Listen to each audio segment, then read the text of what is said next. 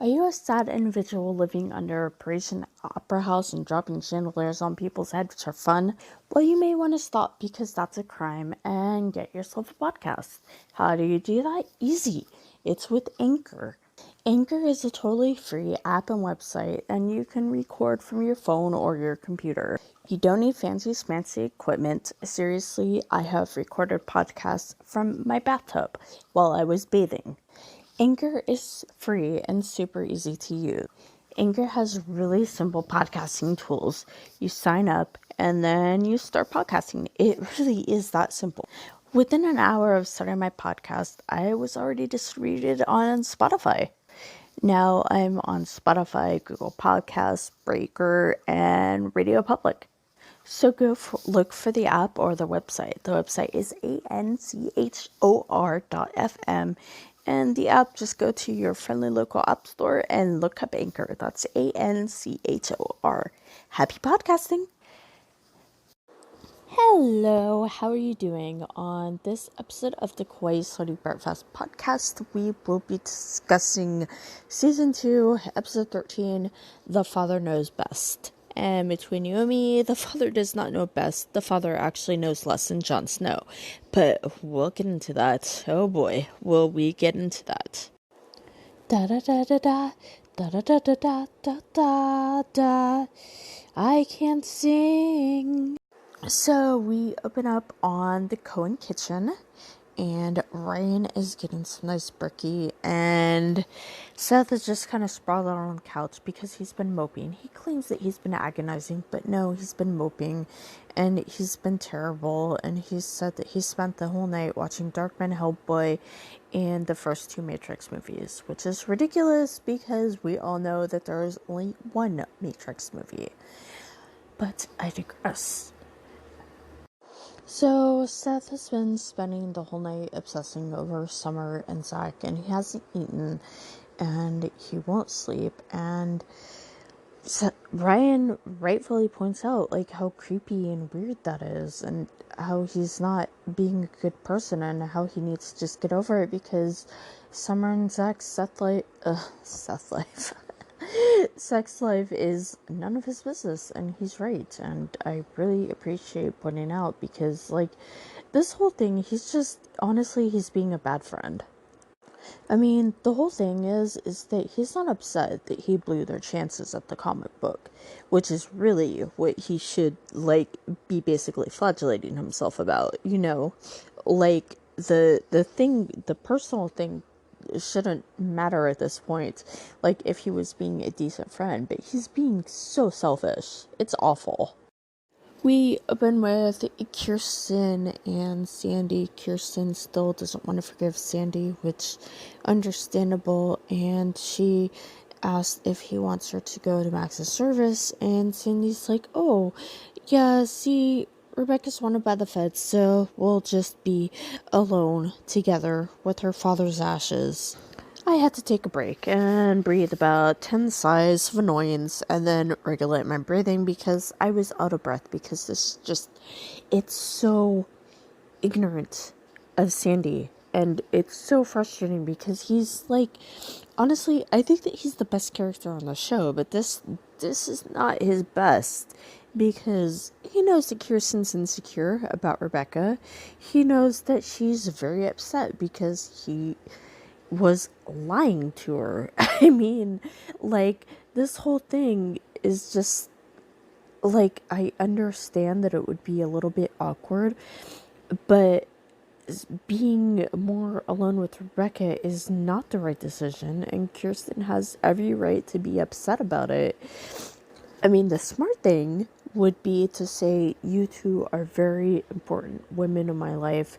Yes, I would like you to be there, but I am also very worried about the FBI, considering the fact that she's an escaped fugitive, and I'm putting my career on the line, and I don't want to do the same for you.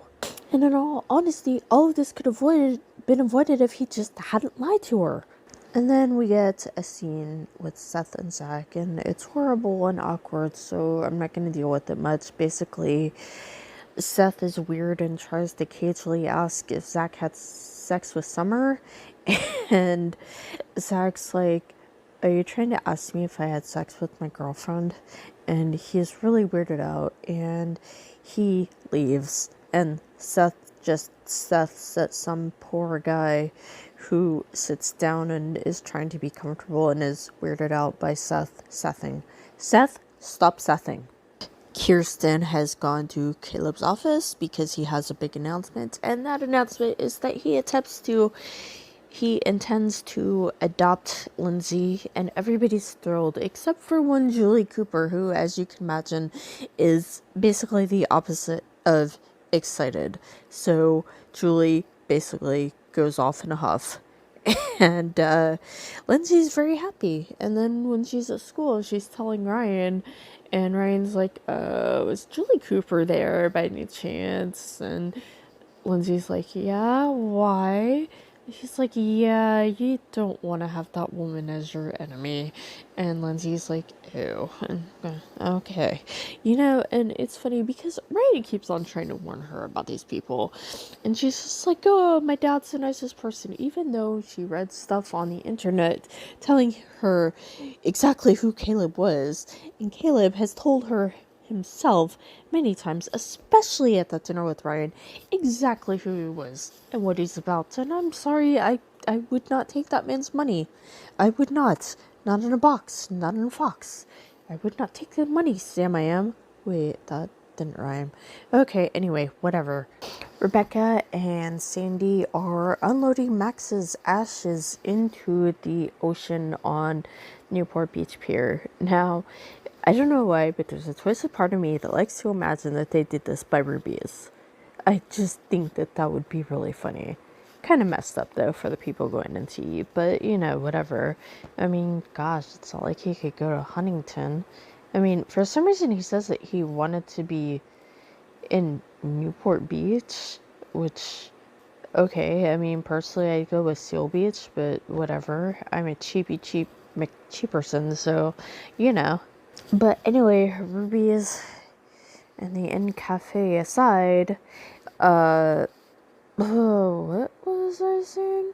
Oh, yes, I remember now, because Sandy tells Rebecca what happened between us, meaning the kiss cannot happen again. We gotta let go of the past.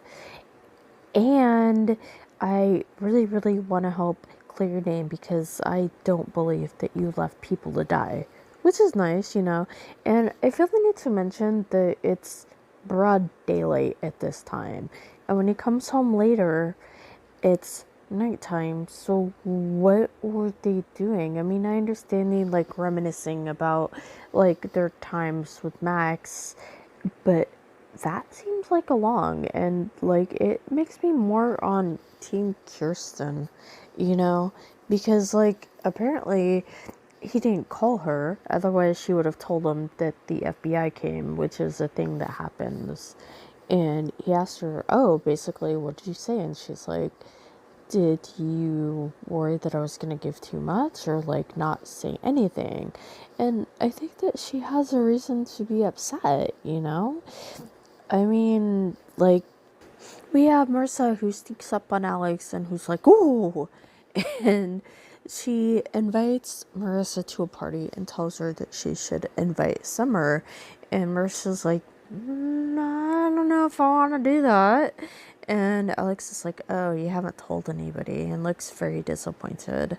And I honestly don't know how to feel about this, so I think we'll talk about it more later.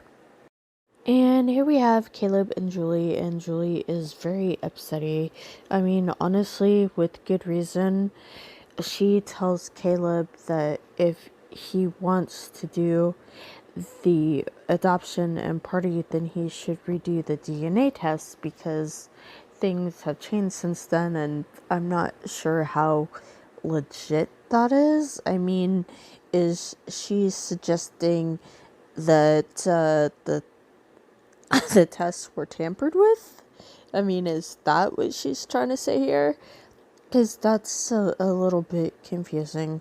So he tells her that there wasn't a DNA test, and Julia's like, excuse me? Are you serious? you gave all that money and there was no test to prove whether she really was. And he's like, oh no, I trust Renee. And she's like, Renee was having an affair with a married man, which is like another Julie Cooper is right, but doing it for the wrong reasons. And by that metric, like actually doing like really bad things. Like, because I'm sorry, but like after he's given that much money to Renee, that's basically an investment. So at this point, suggesting Lindsay take a DNA test is insulting. And I think that's kind of the point, because Julie Cooper is kind of terrible.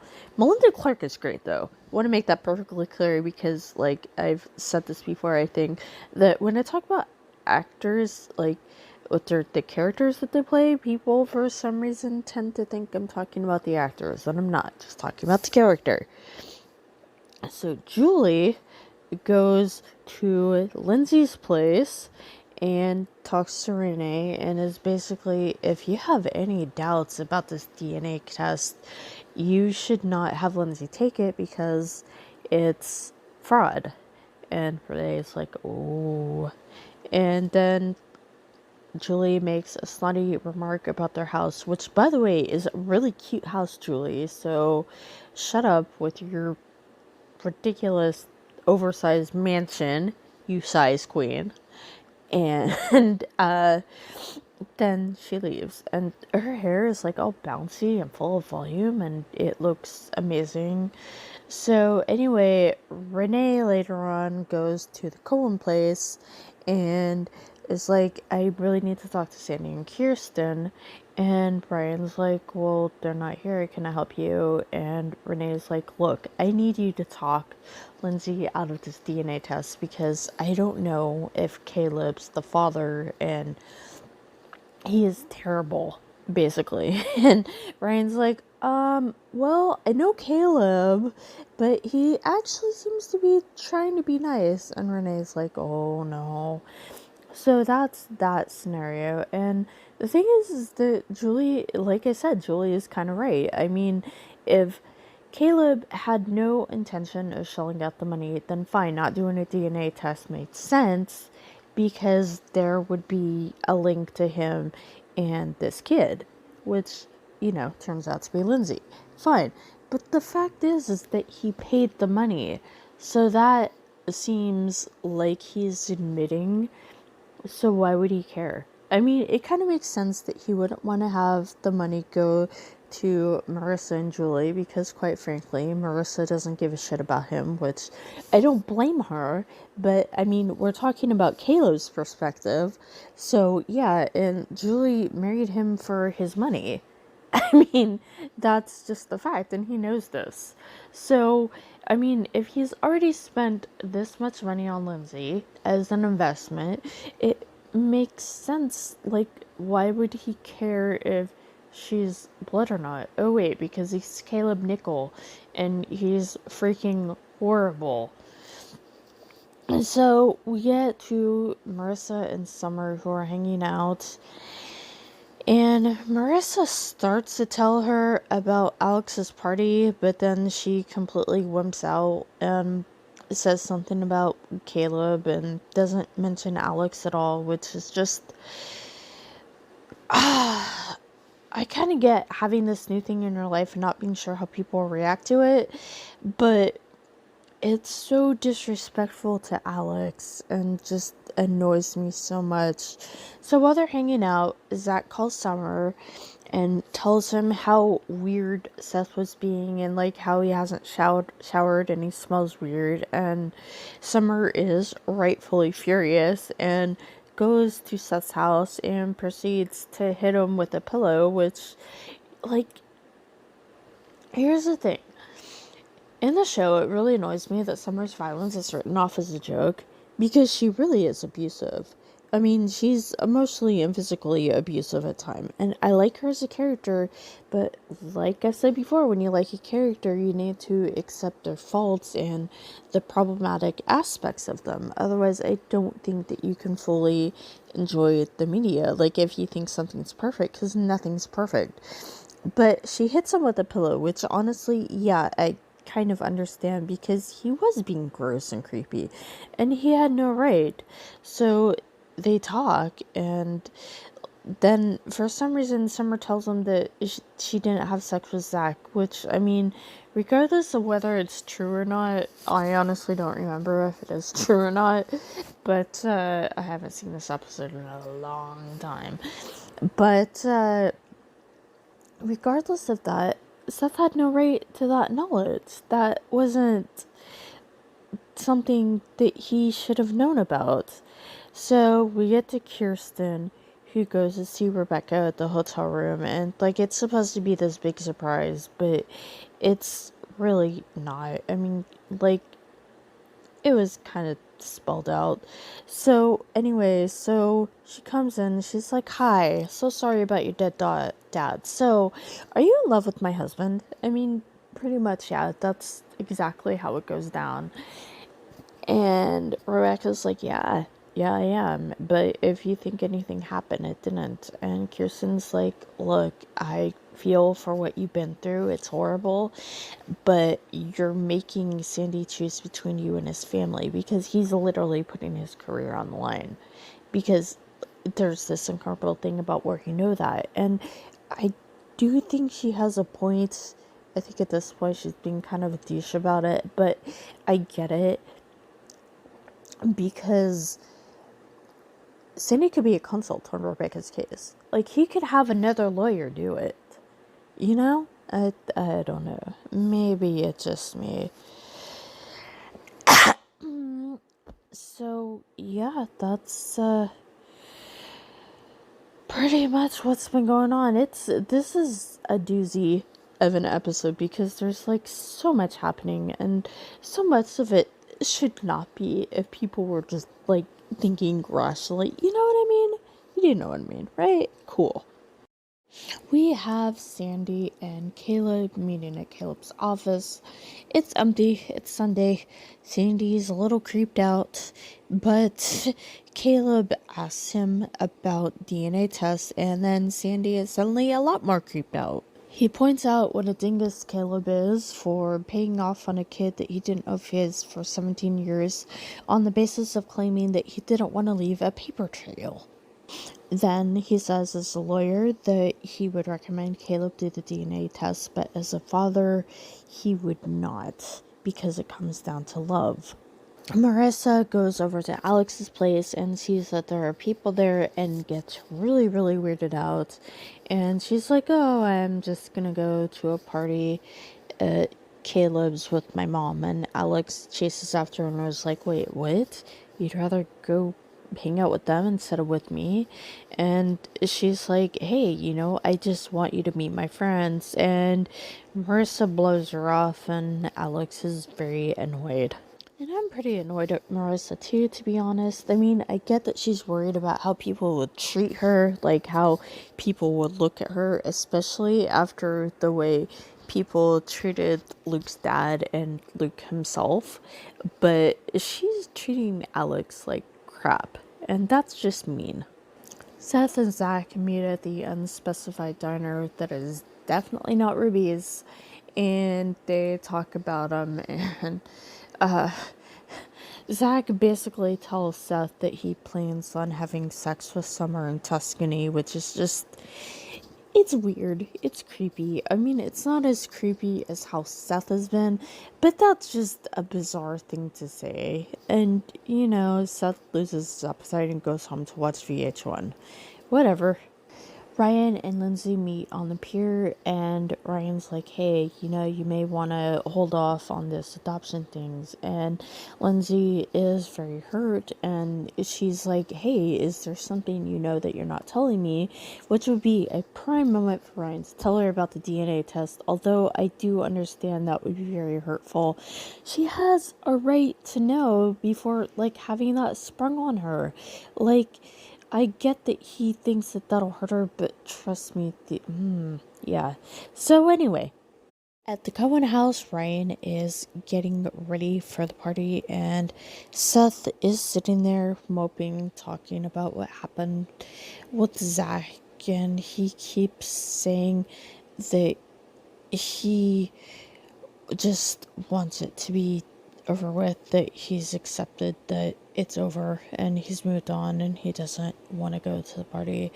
So Ryan goes to the party, and when he gets there, he sees Renee, and Renee's like, hey, I need to talk to Lindsay because we had a fight. And Ryan goes to Lindsay and tries to tell her that Caleb wanted a DNA test, and she doesn't believe him.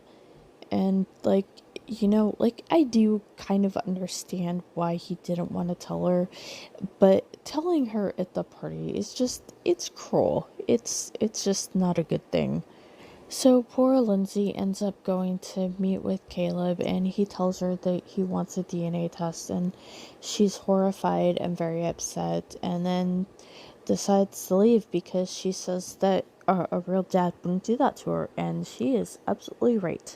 And Julie is there smirking, and Caleb stays inside, and Caleb basically lets Julie take over, and she basically saves face by announcing her magazine, which will star people in Orange County.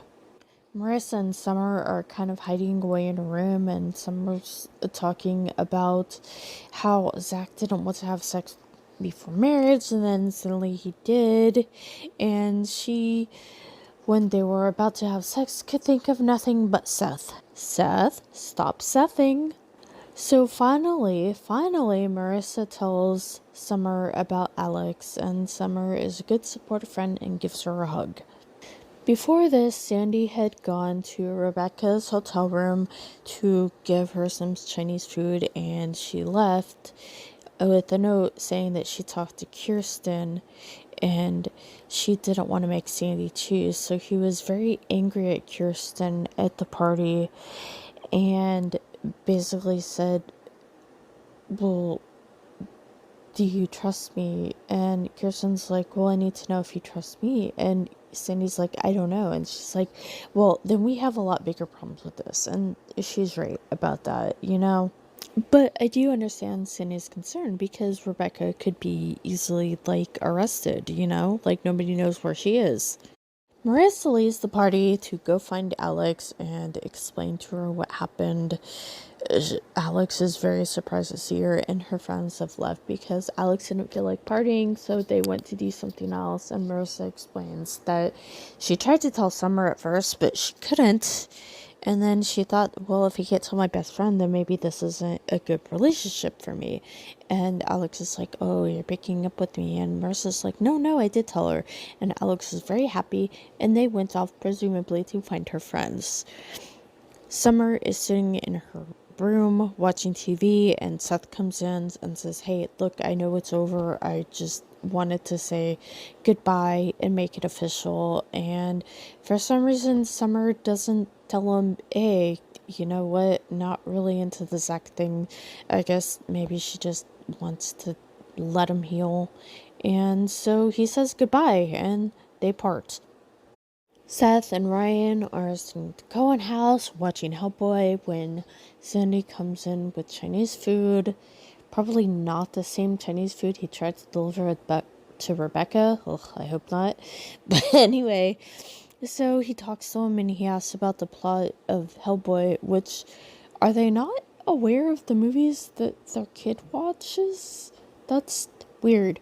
But anyway, so he asks about the plot, and I tell him, and he asks him how the party went, and Seth's like, Summer hates me, and Brian's like, Lindsay hates me, and he's like, well, how about some Chinese? And they're like, nah, okay, sure.